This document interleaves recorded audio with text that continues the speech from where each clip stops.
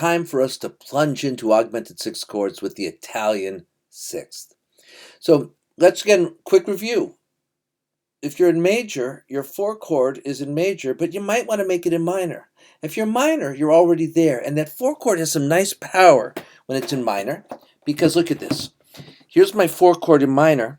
If I put it in first inversion, so it's the root of the chord, look at how it wants to go straight down to the G. We know that the F chord is a 4 chord.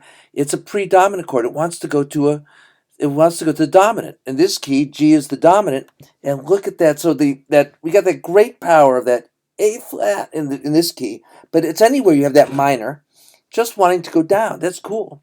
But composers realize that this whole step going up could be more powerful if we just sharp the top. So what they did is they took a 4 chord. Doesn't matter if you're in major or minor. They change it to minor. They borrow it from the minor if you're in major. If you're minor, they leave it in minor. So you've already got that half step going down. They put it in first inversion, so that the root of the original chord is now in the top. And they sharp that. Now that sharp wants to go up. That flat wants to go down. Boom, they both resolve to the root of the dominant chord. How powerful is that? This is the Italian 6. We write it as Italian with a 6, and it goes to a 5 chord. Now, the Italian 6 chord is what we call an augmented 6 chord. And why? Well, we all know our figured bass notation, right? This chord has a fifth and a third over the bass, so we call that a 5/3 chord. This chord is in first inversion. It's got a third and a sixth over the bass, so that's a 6/3 chord. Well, this one still has the sixth over the bass, but it's no longer a major sixth like this one. We put a sharp on it. So we've got the flat bottom, the sharp top. That's an augmented sixth. So the chords that are built on this formula are called the augmented sixth chords, and because they're built on that augmented sixth, and they want to resolve to the dominant, and they are so strong in any key. So let's just review how we create an Italian 6.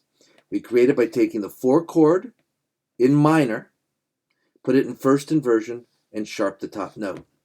Now there are other ways to look at it. This note here on the bottom, that's the 6th degree of the scale, regardless of what key you're in, and it's flat, so it's a flat 6. And then it's an augmented third and a major third. So you can just take the flat 6th and build a major third, and then an augmented 6th. In fact, you can have non-functional versions of this chord. They're built on any note that are a major third and an augmented 6th. So anytime you see a major third, augmented 6th, it's an Italian 6th. But this is where it functions, when it's on the 6th degree. And that's the functional chord that drives you to the dominant. Very powerful chord.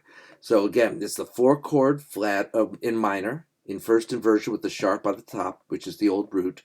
Or it's a chord usually built on the flat 6 with a major third and an augmented 6th.